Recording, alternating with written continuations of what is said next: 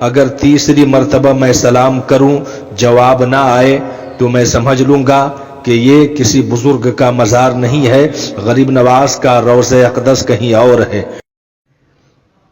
سلطنت مغلیہ کے ایک عظیم بادشاہ جسے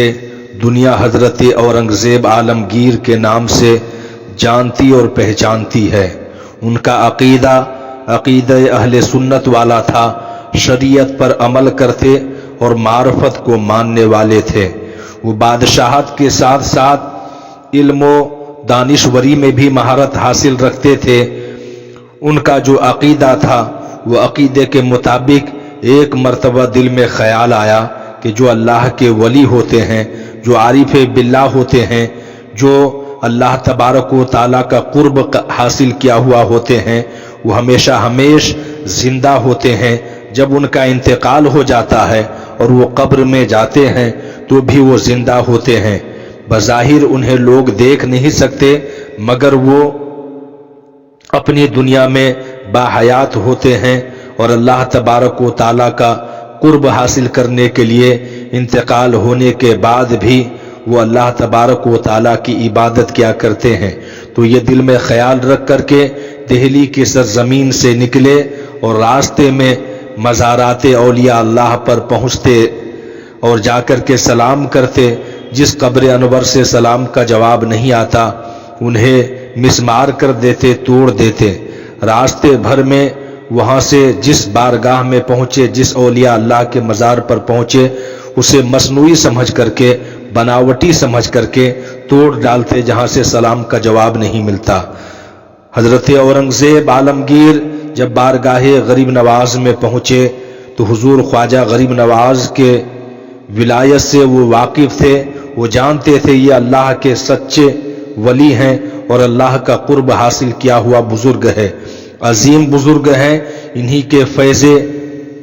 برکات سے ہندوستان کی سرزمین پر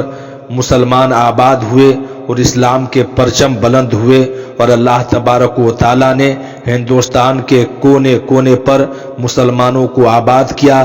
مسجدیں آباد ہوئی، قرآن عظیم کی تلاوت ہونے لگی۔ یہ سلسلے چشتیہ کے عظیم بزرگ حضور خواجہ غریب نواز معین الدین حسن چشتی کا ہی فیض ہے۔ حضرت اورنگزیب نے پہلی مرتبہ آ کر کے بارگاہ غریب نواز میں سلام عرض کیا، السلام علیکم ورحمۃ اللہ وبرکاتہ، مگر دیکھتے کیا ہے کہ بارگاہ غریب نواز سے بھی کوئی جواب نہیں ملا، تو کچھ لمحے کے لیے رک گئے، پھر دوسری مرتبہ سلام کیا، السلام علیکم ورحمۃ اللہ وبرکاتہ۔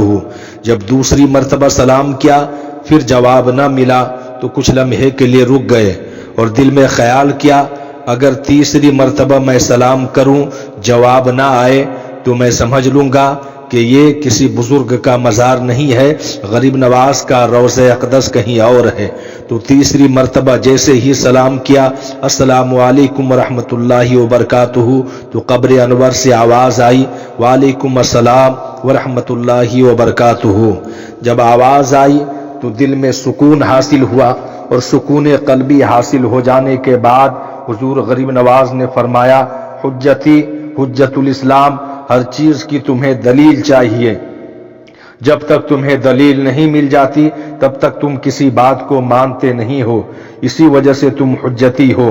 حضور اورنگزیب کو حضور خواجہ غریب نواز نے فرمایا کہ سرزمین دہلی سے لے کر کے اجمیر شریف تک میں جتنے مزارات کو تم نے توڑا ہے سارے مزاروں کو بناؤ، کیونکہ جب تم سلام کرتے ہو کوئی ضروری نہیں کہ وہ اسی حالت میں ہو کہ تمہارے سلام کا جواب دے سکے۔ میری ہی لے لو کہ جب تم نے پہلی مرتبہ سلام کیا، میں خانہ کعبۃ اللہ میں اللہ تبارک و تعالیٰ کی عبادت و ریاضت میں مشغول تھا، اور پھر نماز سے فارغ ہو کر کے جب دوسری مرتبہ تم نے سلام کیا میں راستے میں تھا، اور راستے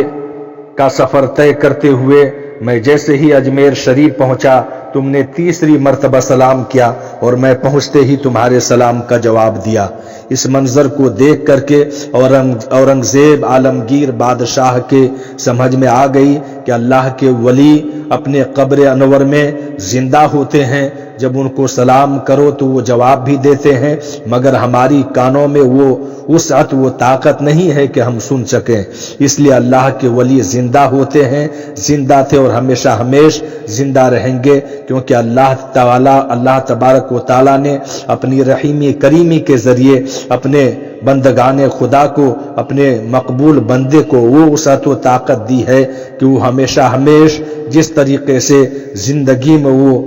فیوز و برکات پہنچاتے تھے لوگوں کو، ویسے ہی قبر انور میں جانے کے بعد بھی پہنچاتے ہیں۔ اس کی دلیل اور اس کی سند بارگاہ غریب نواز ہے۔ یہاں پہ ہزاروں کی تعداد میں لوگ آتے ہیں اور بارگاہ غریب نواز میں اپنی ہاتھوں کو بلند کر کے اللہ تبارک و تعالیٰ کی بارگاہ میں دعائیں کرتے ہیں۔ غریب نواز کے وسیلے سے رب قدیر